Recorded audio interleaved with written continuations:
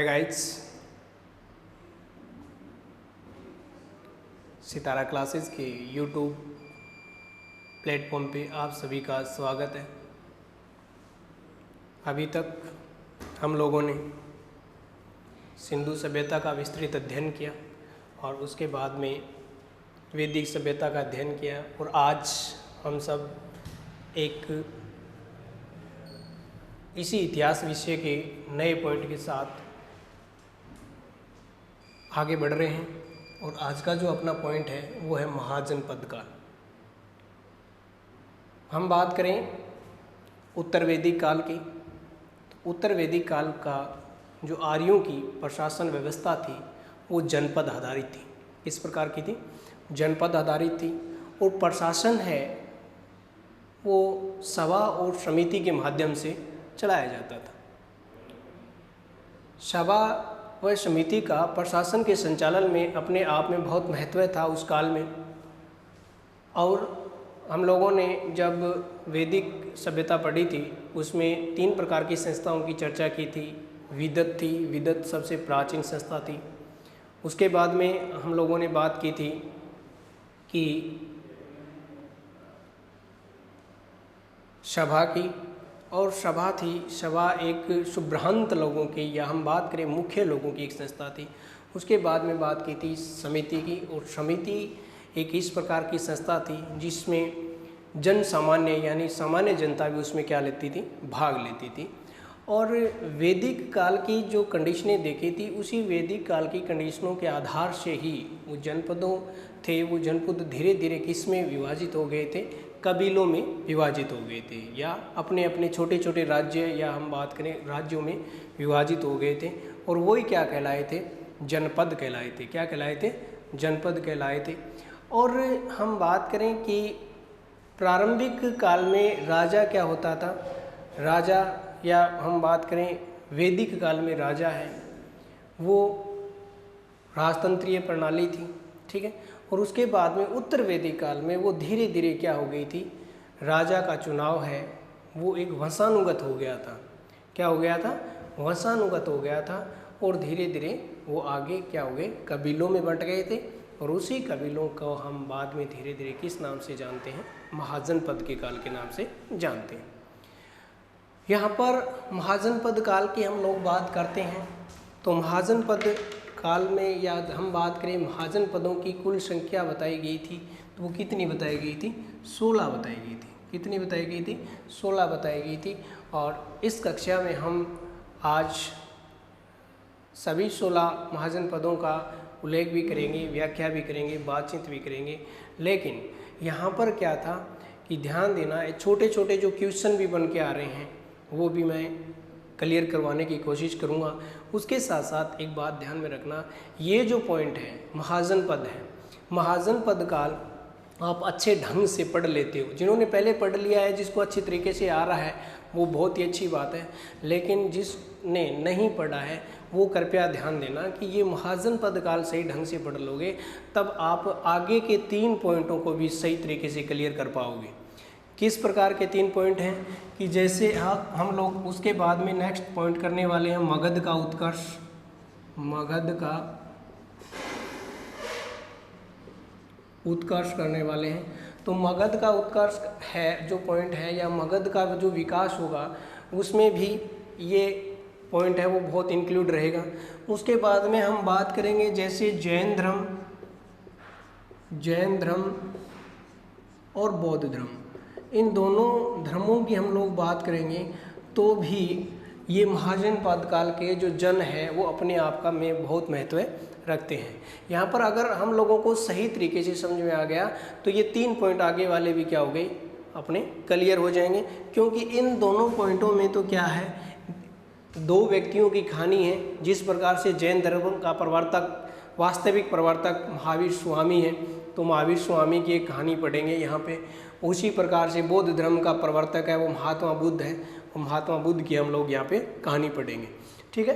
तो अगर आपका ये जो महाजनपद काल का जो पॉइंट है ये अच्छे तरीके से आपको समझ में आ गया है तो फिर आगे वाले पॉइंट है वो अपने आप अपने लिए क्या हो जाएंगे, सरल हो जाएंगे।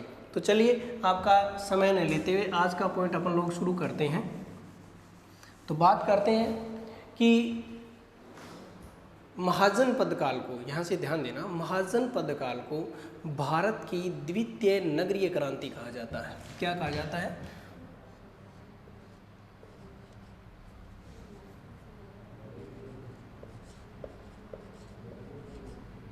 द्वितीय नगरीय क्रांति। अब बात सीधी सीधी है कि प्रथम नगरीय क्रांति कौन सी थी? तो प्रथम नगरीय क्रांति थी वो सिंधु सभ्यता थी। क्या थी? सिंधु सभ्यता थी। क्यों थी? क्योंकि जैसे मैंने वहाँ उस पॉइंट में हम लोगों ने बात की थी कि जैसे मोहनजोदड़ो, हड़प्पा, सूतकांगेडोर, लोथल, धोलावीरा, ऐसे जो बड़े नगर थे, उन नगरों का पहली बार विकास कब हुआ था?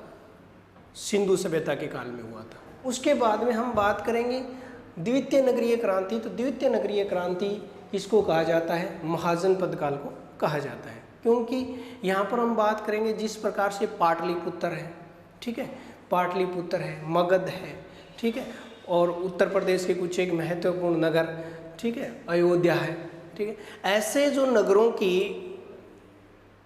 का जो विकास हुआ था, ठीक है, ऐसे नगरों का जो विकास हुआ था, उसी कारण इस काल को क्या कहा जाता है? भारत का द्वितीय नगरीय क्रांति कहा जाता है, या इसे क्या कहा जाता है? द्वितीय नगरीय क्रांति कहा जाता है।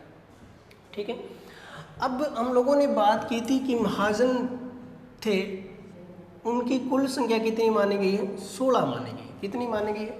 16 मानी गई है। और इस प्रकार का प्रूफ अपने को कहाँ से मिलता है?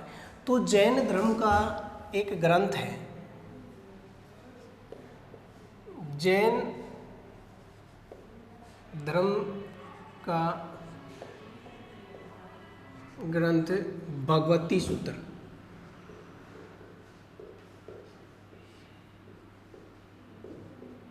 कौन सा ग्रंथ? जैन धर्म का ग्रंथ भगवती सूत्र है।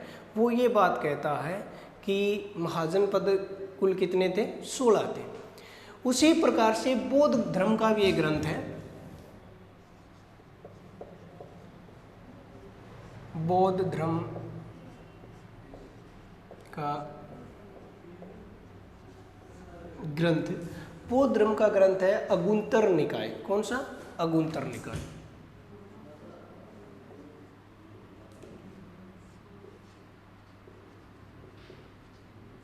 ठीक है, बौद्ध धर्म का ग्रंथ कौन सा है? अगुंतर निकाय है। अगुंतर निकाय में भी किसका उल्लेख मिलता है? 16 महाजनपदों का उल्लेख मिलता है। ध्यान देना, काफ़ी बार यहाँ से क्वेश्चन उठे हैं, कंपटीशनों में यहाँ से काफ़ी बार क्वेश्चन उठे हैं। क्वेश्चन बनता है बौद्ध धर्म के किस ग्रंथ के अनुसार महाजनपदों का उल्लेख मिलता है? तो बौद्ध धर्म के कौन से ग्रंथ में 16 महाजनपदों का उल्लेख मिलता है? तो अगुंतर निकाय में मिलता है। किस में मिलता है? अगुंतर निकाय में मिलता है। यही क्वेश्चन अगर आपको तब्दील करके पूछ लिया जाए कि जैन धर्म के किस ग्रंथ में, जैन धर्म के किस ग्रंथ में 16 महाजनपदों का उल्लेख मिलता है, तो जैन धर्म के भगवती सूत्र में कितने महाजनपदों का उल्लेख मिलता है? 16 महाजनपदों का उल्लेख मिलता है। ठीक है, उसके बाद हम बात करें कि ये इंपॉर्टेंट फैक्ट है बेटा, ध्यान देना, सॉरी, ठीक है। उसके बाद में आपको ध्यान रखना है कि इन 16 महाजनपदों में, इन 16 महाजनपदों में सबसे शक्तिशाली महाजनपद कौन सा था, या सबसे शक्तिशाली जनपद कौन सा था? सबसे शक्तिशाली जनपद, इन 16 में सबसे शक्तिशाली जनपद था वो था मगध। कौन सा था? मगध जनपद था, वो सबसे शक्तिशाली था। ध्यान देना, सबसे शक्तिशाली जनपद था वो मगध था। और मगध पे हर्यक वंश, बृहदर्थ वंश जैसे शासकों का क्या रहा था? शासन रहा था। क्या रहा था? शासन रहा था। तो ये बात भी हम मगध के उत्कर्ष में हम लोग सभी यहाँ से बात करेंगे, आगे का जो पॉइंट आएगा मगध का उत्कर्ष उसमें बात करेंगे। ठीक है, उसके बाद में ये समझाया गया सबसे शक्तिशाली जनपद कौन सा है? मगध है। उसके बाद में अगला है दक्षिण में एकमात्र जनपद, दक्षिण में एकमात्र जनपद, ध्यान देना, दक्षिण में एकमात्र जनपद था, तो वो कौन सा था? अश्मक जनपद था। कौन सा था? अश्मक जनपद, अश्मक। यानी दक्षिणी भारत में एकमात्र जनपद था, तो वो कौन सा जनपद था? अश्मक जनपद था, जो किस नदी के किनारे था? गोदावरी नदी के किनारे था। कौन सी नदी के किनारे था? गोदावरी नदी के किनारे। ध्यान रखना है, दक्षिणी भारत का एकमात्र, यानी दक्षिणी भारत में एक ही जनपद था, जो कौन सा था? अश्मक जनपद था। ठीक है, जो कौन सी नदी के किनारे था? गोदावरी नदी के किनारे था। ठीक है, उसके बाद में ये भी ध्यान देना कि ये तो दक्षिण का हो गया, दक्षिण का एकमात्र जनपद। और सबसे ज़्यादा जनपद किस दिशा में फैले हुए थे? सबसे ज़्यादा जनपद, यानी जहाँ पर हम लोग साधारण बात भी करते हैं कि सबसे ज़्यादा जनसंख्या किस क्षेत्र में, जब ज्योग्राफिकल पार्ट करते हैं तो सबसे ज़्यादा जनसंख्या किस क्षेत्र में निवास करती है, कि जहाँ रहने और पानी की सबसे ज़्यादा व्यवस्था होती है, वहाँ जनसंख्या ज़्यादा निवास करती है। ठीक है, और ऐसी कंडीशन यहाँ पर लागू हो रही है। तो सबसे ज़्यादा एक जगह जो झुंड में जनपद थे, झुंड में सबसे ज़्यादा जनपद थे, वो कहाँ पर थे? वो सबसे ज़्यादा पूर्वी दिशा में थे। किस में थे? पूर्वी में थे। पूर्व का जो अंतिम जनपद था, पूर्व का जो अंतिम जनपद था वो वजी जनपद था। कौन सा था? वजी जनपद। ठीक है, उसके बाद में हम बात करें कि 14 जनपद वर्तमान कंडीशन के अनुसार हम बात करें तो 14 जनपद क्या है? भारत के अंदर है, भारत के अंदर है। लेकिन 2 जनपद ऐसे थे जो वर्तमान में क्या चले गए हैं? भारत से बाहर चले गए हैं, लगभग भारत से बाहर चले गए हैं। तो वो 2 जनपद है, गांधार और कंबोज। क्या है? गांधार और कंबोज, गांधार व कंबोज। ये 2 जनपद ऐसे जनपद हैं जो वर्तमान भौगोलिक परिक्षेत्र जो भारत का है उससे लगभग क्या चले गए? बाहर चले गए। ठीक है, और ये टोटल कितने जनपद थे? 16 जनपद थे। तो अपने को ये भी ध्यान रखना है। ठीक है, उसके बाद में हम लोग एक एक थोड़ा सा इसको दोबारा से देख लीजिएगा कि महाजनपद काल, जिसका काल कितना माना गया? 6ठी शताब्दी ईसा पूर्व माना गया। कि कब से माना गया? 6ठी शताब्दी। जिस प्रकार से उत्तर वैदिक काल का अंतिम भाग है, उसके बाद में कौन सा आता है? महाजनपद काल आता है। ठीक है, उसमें हम बात करें कि महाजनपद काल को द्वितीय नगरीय क्रांति कहा जाता है, जिसमें जनपदों की कितने की चर्चा की गई है? 16 जनपदों की चर्चा की गई है। जैन धर्म का एक ग्रंथ है जिसका नाम है भगवती सूत्र। भगवती सूत्र में क्या बताया गया है? 16 महाजनपदों का उल्लेख किया गया है। उसके बाद में बौद्ध धर्म का ग्रंथ है अगुंतर निकाय, और अगुंतर निकाय में किसका उल्लेख मिलता है? 16 महाजनपदों का उल्लेख मिलता है। तो परीक्षा की दृष्टि से इम्पोर्टेंट है, ध्यान रखना है। सबसे शक्तिशाली जनपद, सबसे शक्तिशाली जनपद था मगध। कौन सा था? मगध था। यहाँ से हम लोग बृहदारण्यक, उसके बाद में हम बात करेंगे हर्यक वंश की, उसके बाद में शिशुनाग वंश की, उसके बाद में नंद वंश की, और उसके बाद में मौर्य वंश की भी हम चर्चा करेंगे। इसके आगे चलता जाएगा ये क्रम। ठीक है, ये भी ध्यान रखना है। उसके बाद में दक्षिण के एकमात्र जनपद अश्मक जनपद, जो गोदावरी नदी के पास में था या तट पर था, और वर्तमान की कंडीशन के अनुसार भारत से जो बाहर चले गए हैं उन जनपदों की श्रेणी में गांधार और कंबोज आता है। ठीक है, और हम सभी जनपदों की विस्तृत चर्चा करेंगे। ठीक है, चलिए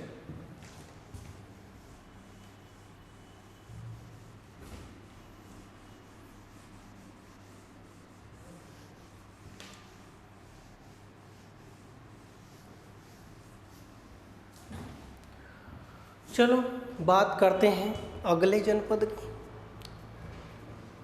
टोटल जनपद थे 16। 1 नंबर जनपद है अपना अंग। ठीक है, अंग किसके हैं? मालिनी के। ठीक है, ठीक है, अंग किसके हैं? मालिनी के। मालिनी किसका प्राचीन नाम था? चंपा का था। मालिनी किसका प्राचीन नाम था? चंपा का। तो याद रखना है, अंग जो क्षेत्र है, अंग जनपद का जो वर्तमान में जो क्षेत्र है वर्तमान में जो इसका क्षेत्र है वो भागलपुर और मुंगेर क्षेत्र आता है। वर्तमान में ये क्षेत्र कहाँ चला है, कहाँ पर है, भारत के कौन से भाग में है, तो याद रखना भागलपुर व मुंगेर।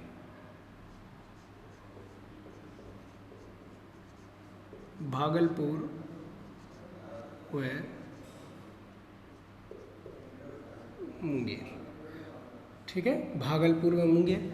ये भागलपुर और मुंगेर जो क्षेत्र है ये बिहार में है। कहाँ पर है, बिहार राज्य के अंतर्गत आता है। किसके अंतर्गत आता है, बिहार राज्य। ध्यान देना, इम्पोर्टेंट, थोड़ा समझने की कोशिश करना, हार्ड पॉइंट बिल्कुल नहीं है, एकदम सरल पॉइंट है, सिर्फ समझने की जरूरत है अपने को। यानी अंग जो जनपद था वो जनपद वर्तमान में भागलपुर और मुंगेर का जो क्षेत्र है उस क्षेत्र में प्राचीन काल में था। और ये जो मुंगेर और भागलपुर क्षेत्र है ये कहाँ पर पड़ते हैं, कौन से राज्य के अंतर्गत आते हैं, बिहार राज्य के अंतर्गत आते हैं। कौन से राज्य के अंतर्गत आते हैं, बिहार राज्य के अंतर्गत आते हैं। इस अंग की राजधानी थी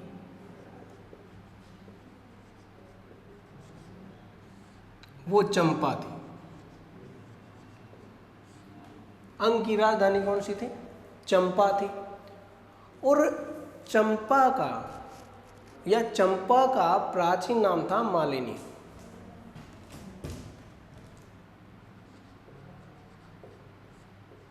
चंपा का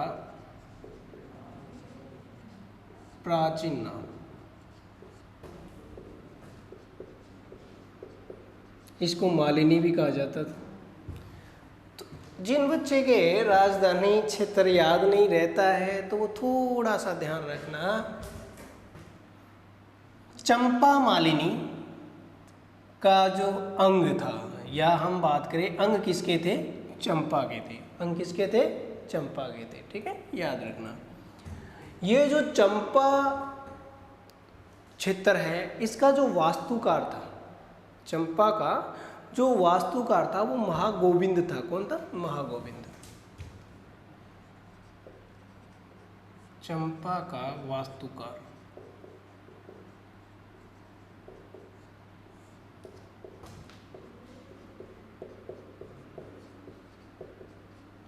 महागोविंद था। चंपा का वास्तुकार कौन था, महागोविंद था। और इस जनपद को, या हम बात करें अंग जनपद को, और बाद में किस में विलय किया गया था, ध्यान रखना, इसको बाद में मगध में विलय किया गया था। इसका विलय किस में हुआ था, विलय हुआ था मगध में, ठीक है, ये भी ध्यान रखना है। किसमें विलय हो गया था, मगध में हो गया था। और मगध फिर क्या हो गया, धीरे धीरे बहुत शक्तिशाली बन गया था। और 16 में सबसे शक्तिशाली जनपद था वो कौन सा था, मगध ही था, ठीक है। तो ये देख लो, अंग वर्तमान क्षेत्र भागलपुर और मुंगेर क्षेत्र जो बिहार के अंतर्गत आता है, इसकी राजधानी चंपा थी। चंपा का प्राचीन नाम क्या था, मालिनी था। और चंपा का जो चंपा जिसने बसाया था उसका जो वास्तुकार था, चंपा का जो वास्तुकार था वो कौन था, महागोविंद था। और उसका विलय किस, अंग का विलय किस जनपद में हो गया था, मगध में हो गया था। किस में हो गया था, मगध में हो गया था, ठीक है।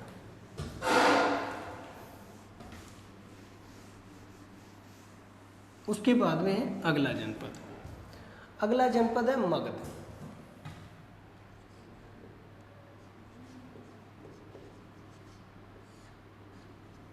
मगध, ठीक है। ये पटना और शाहबाद क्षेत्र है ना बिहार का, उस क्षेत्र के अंतर्गत है।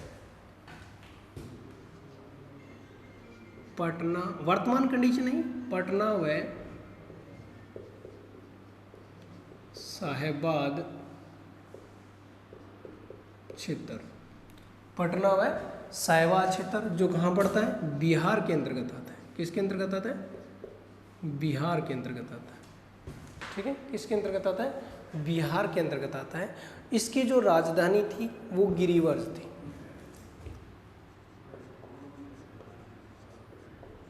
राजधानी कौन सी थी, गिरिवर्ज,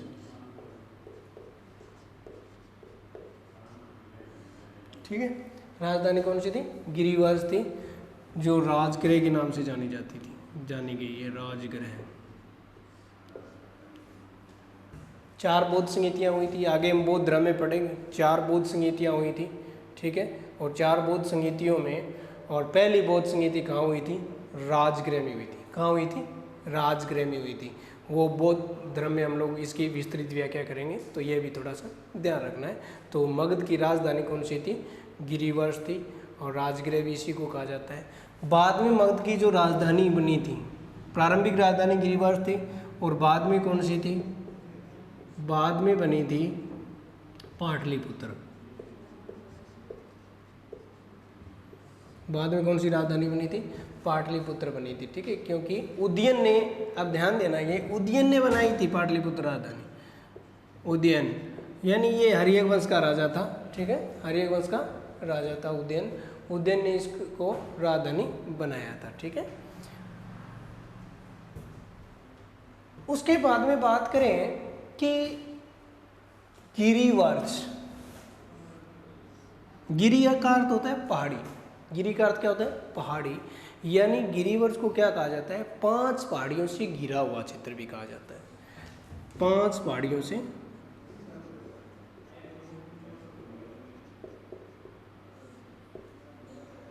घिरा हुआ भाग, घिरा हुआ भाग क्या कहलाया? गिरिवर्ष कहलाया था। क्या कहलाया था? गिरिवर्ष कहलाया था, ठीक है। उसके बाद में पाटलिपुत्र के भी कई अन्य नाम हैं, जैसे पाटलिपुत्र हैं। पाटलिपुत्र के अन्य नाम हैं जैसे कुसुमपुर,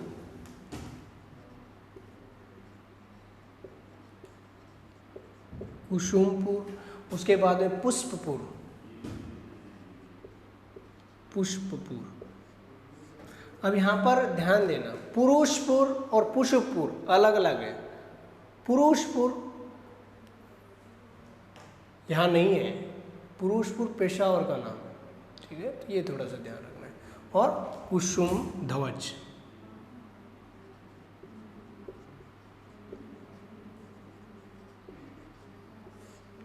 ठीक है, कुसुम ध्वज।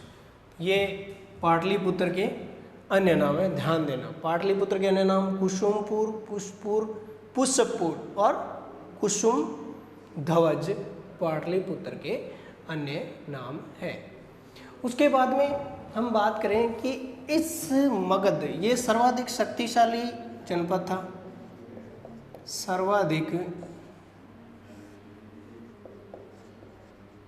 शक्तिशाली जनपद था ये। यानी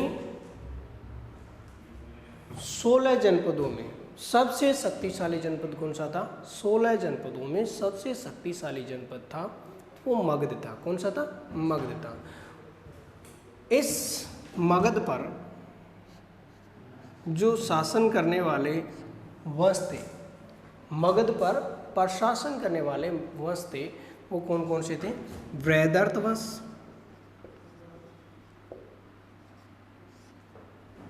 बृहदर्थ वंश। इस वंश के बाद में यहाँ वंश आया था हार्यक वंश।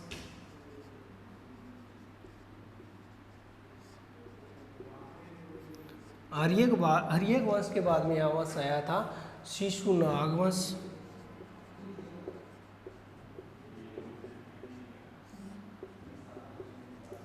शिशुनाग वंश के बाद में आया था नंद वंश, ठीक है। और नंद वंश के बाद में हम बात करेंगे आगे मौर्य वंश की, जो रीड के लिए भी इम्पोर्टेंट लगता है, तो उसमें भी हम लोग चर्चा करेंगे, ठीक है। तो ये थोड़ा सा ध्यान रखना है। मगध पे सर्वप्रथम मगध पे शक्तिशाली वंश आया था तो वो आया था हार्यक वंश, ठीक है। सर्वप्रथम मगध पर शक्तिशाली वंश आया था तो वो कौन सा आया था? हार्यक वंश आया था। ये थोड़ा सा ध्यान रखना है, ठीक है। उसके बाद में जो हम बात करेंगे बौद्ध धर्म आगे, तो बौद्ध धर्म के काल में या महात्मा बुद्ध के काल में मगध का जो राजा था वो वृहदर्थ था। यानी महात्मा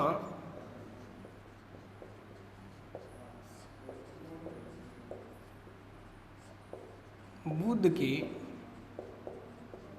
काल में, महात्मा बुद्ध के काल में मगध का शासक कौन था? बृहदर्थ था।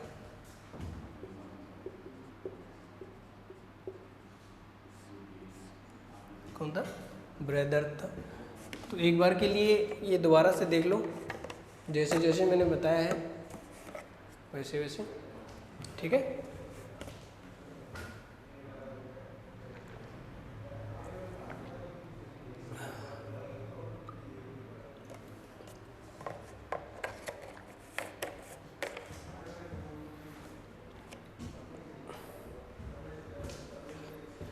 चलिए नेक्स्ट जनपद की तरफ बढ़ते हैं।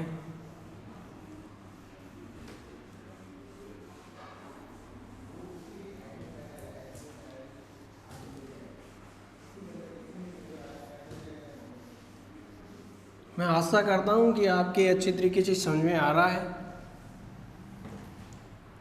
अगला जनपद है काशी। कौन सा? काशी।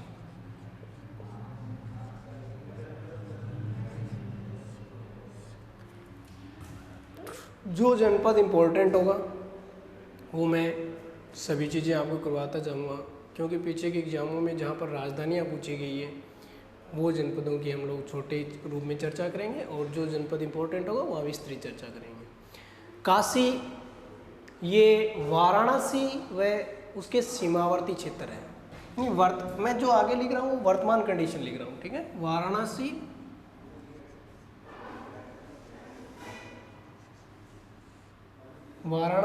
व सीमावर्ती क्षेत्र।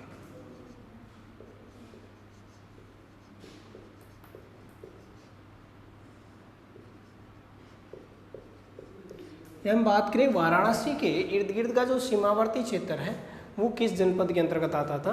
काशी जनपद के अंतर्गत आता था, ठीक है। इस जनपद की जो राजधानी थी वो कौन सी थी? वाराणसी। काशी की राजधानी कौन सी थी? वाराणसी थी।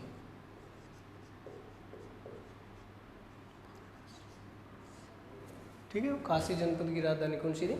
वाराणसी थी। उसके बाद में नेक्स्ट जनपद है कौशल जनपद।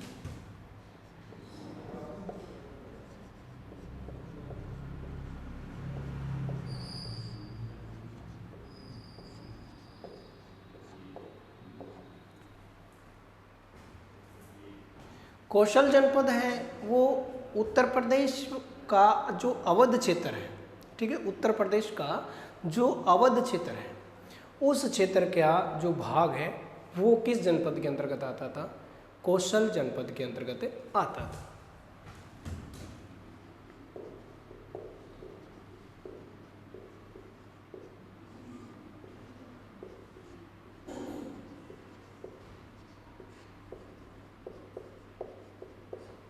ठीक है, उत्तर प्रदेश का अवध जो क्षेत्र है उस क्षेत्र का भाग है जो किसके अंतर्गत आता था? कौशल जनपद के अंतर्गत आता था। ध्यान देना, कौशल जनपद को दो भागों में एक नदी बांटती थी, या हम बात करें कि ऐसी कौन सी नदी है जो कौशल जनपद को दो भागों में विभाजित करती है? ऐसी कौन सी नदी है जो कौशल जनपद को दो भागों में विभाजित करती है? तो ध्यान देना, वो नदी कौन सी है? वो नदी है सरयू। कौन सी नदी है? सरयू। सरयू नदी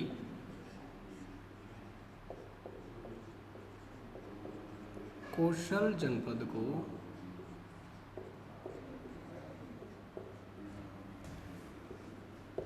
दो भागों में विभाजित करती है।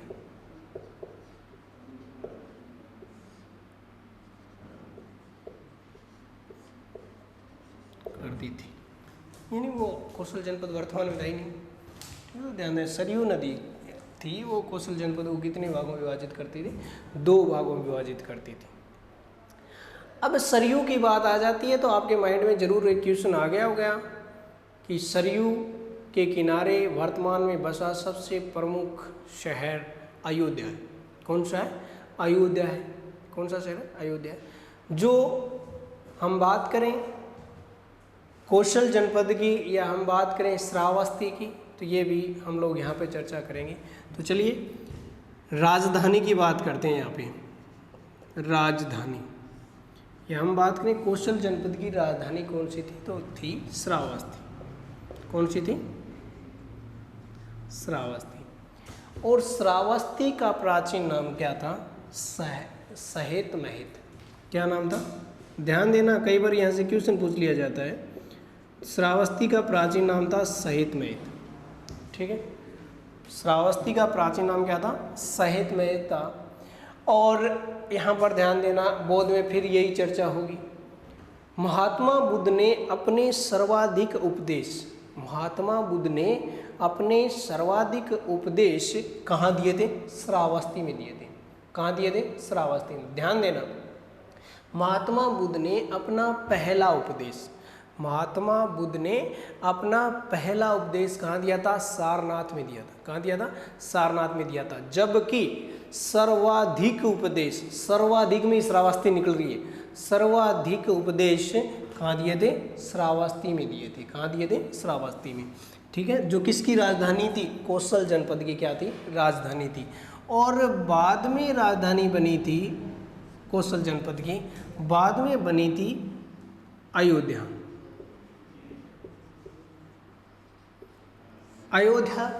अयोध्या का जो प्राचीन नाम था वो था साकेत। क्या नाम था? साकेत। अयोध्या की चर्चा आते ही अपने मन में मर्यादा पुरुषोत्तम श्री भगवान श्री राम की जो नगरी जिसको हम मानते हैं वो क्या है? अयोध्या। अयोध्या का प्राचीन नाम क्या है? साकेत है। ठीक है, श्रावस्ती का प्राचीन नाम सहित महित है।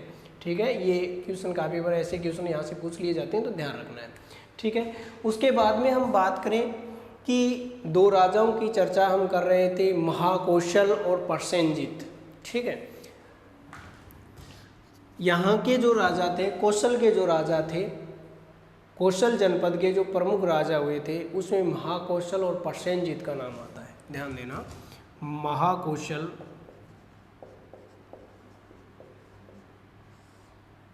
व प्रसेनजित, महाकौशल और प्रसेनजित कौशल जनपद के राजा थे। कहाँ के राजा थे? कौशल जनपद के, कौशल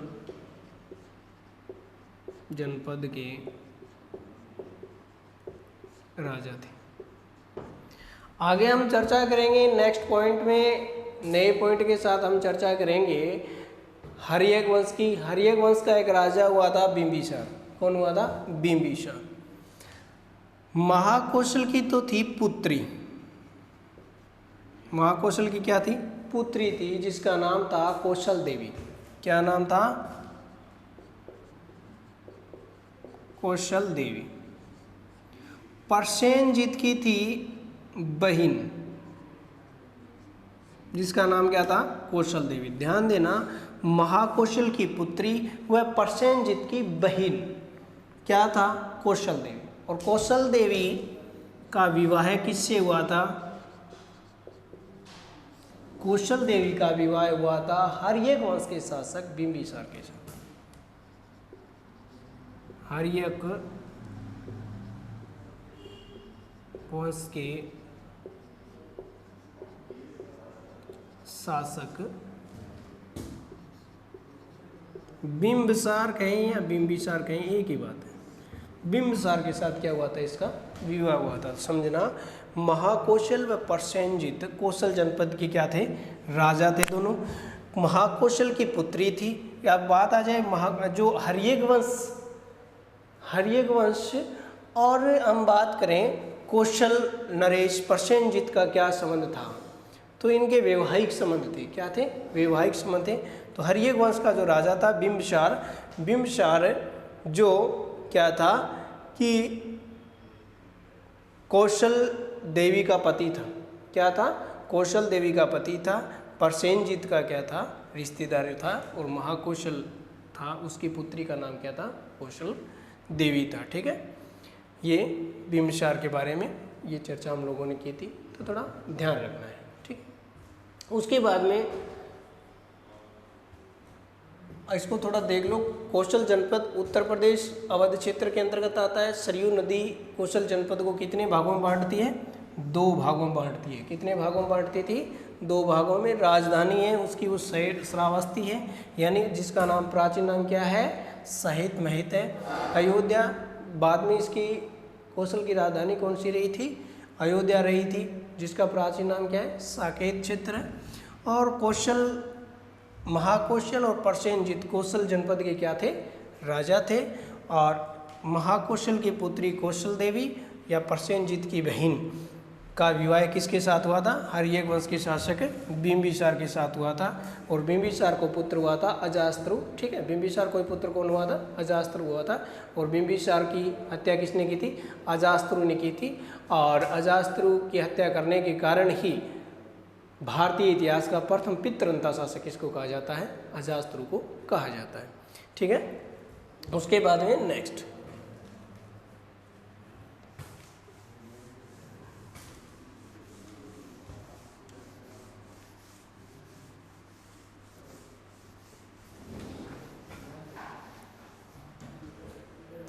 वजी 5वां जनपद है वजी। देखो ये जो जनपद है ये बिहार व नेपाल के मध्य है। बिहार व नेपाल के मध्य। बिहार का अपना मुजफ्फरपुर,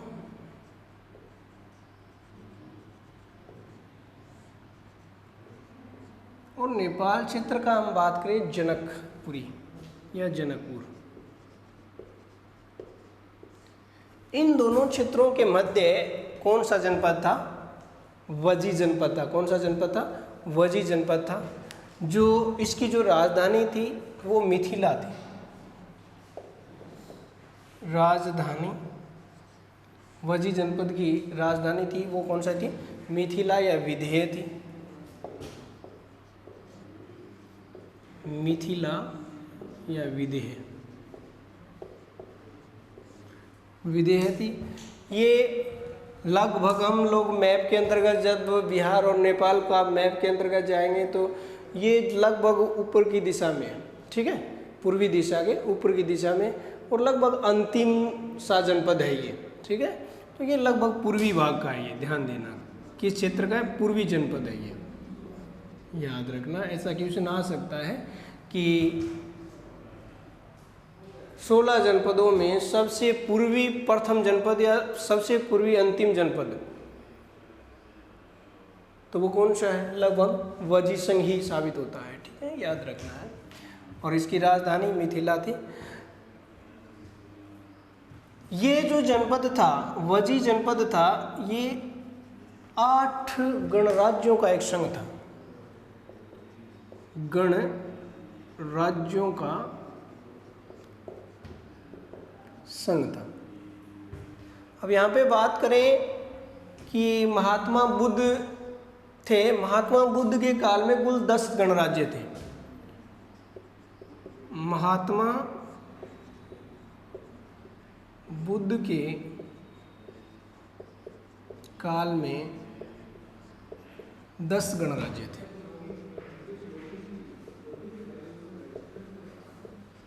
कितने गणराज्य थे महात्मा बुद्ध के काल में? 10 गणराज्य थे। 10 में से 8 तो वजी संघ के थे। 8 गणराज्यों का संघ था, तो 8 तो किसके थे? वजी संघ के थे, और 2 मल्ल के थे, मल्ल गणराज्य के थे। तो ध्यान रखना, वजी संघ है वो कितने गणराज्यों का संघ था? 8 गणराज्यों का संघ था। और महात्मा बुद्ध के समय कुल कितने गणराज्य थे? 10 गणराज्य थे, और 2 थे मल्ल गणराज्य के, और 8 किस गणराज्य के थे? वजी संघ के। ठीक है, वजी जनपद के थे। ठीक है, ये चीज़ आपको ध्यान रखनी है। उसके बाद में अगला जनपद है मल्ल जनपद।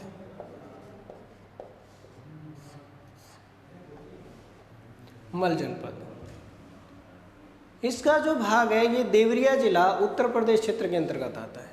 वर्तमान में किस क्षेत्र के? देवरिया जिला जो किस राज्य का जिला है? उत्तर प्रदेश का। किसका जिला है? उत्तर प्रदेश का है। इसकी राजधानी थी वो थी कुशीनगर। मल गणराज्य की राजधानी कौन सी थी?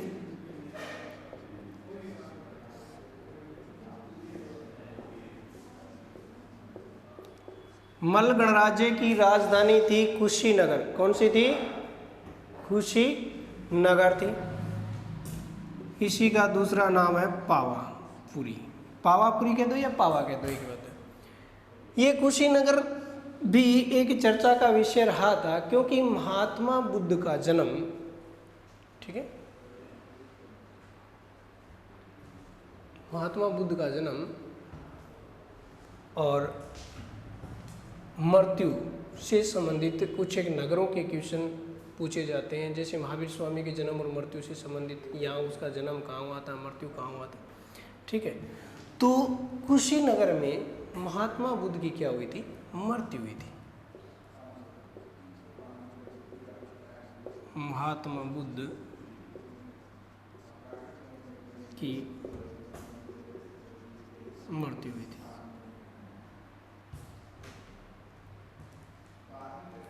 ठीक है। कुशीनगर में महात्मा बुद्ध की क्या हुई थी? मृत्यु हुई थी, जो किसकी राजधानी थी? मल गणराज्य की, मल जनपद की क्या थी? राजधानी थी, ठीक। मल जनपद की राजधानी थी। और महात्मा बुद्ध के काल में कुल कितने जनपदों की चर्चा की थी? गणराज्यों की चर्चा की थी? 10 गणराज्यों की चर्चा की थी। 2 8 वज्जी के थे और 2 किसके थे? मल के थे। आगे समझे। उसके बाद में नेक्स्ट है चेदी। चेदी, चेदी की जो चर्चा हुई है वो हुई है बुंदेलखंड क्षेत्र के साथ। यानी वर्तमान में कौन सा क्षेत्र? बुंदेलखंड। कौन सा क्षेत्र? बुंदेलखंड। इसकी जो राजधानी थी, इस जनपद की राजधानी थी, वो थी सोतीवती, ठीक है, सोतीवती, जिसको सुक्तिमती के नाम से जाना गया है महाभारत में। इसको सोतीवती को क्या कहा गया है महाभारत में? महाभारत में इसको सुक्तिवती के नाम से जाना गया है। किस नाम से? सुक्तिवती,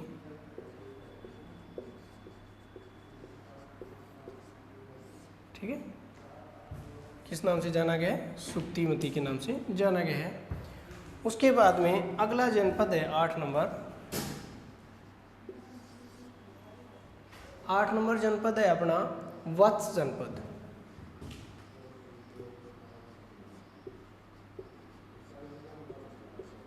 ठीक है, ये वर्तमान में इलाहाबाद व बांदा जिला उत्तर प्रदेश का जो भाग है वहाँ पर था वत्स जनपद, यानी इलाहाबाद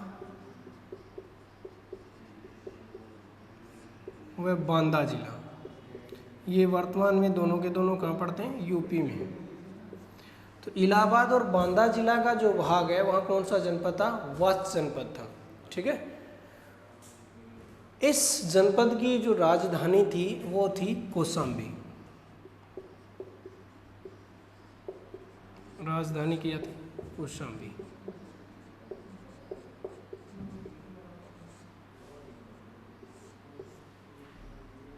क्या थी? कौशाम्बी थी। तो एक बार के लिए दोबारा यहाँ पे देख लो। वजी बिहार और नेपाल का मध्य है। मुजफ्फरपुर और जनकपुर पूर्वी जनपद है। राजधानी मिथिला विधि है। महात्मा बुद्ध के काल में कितने जनपद गणराज्य थे? 10 थे।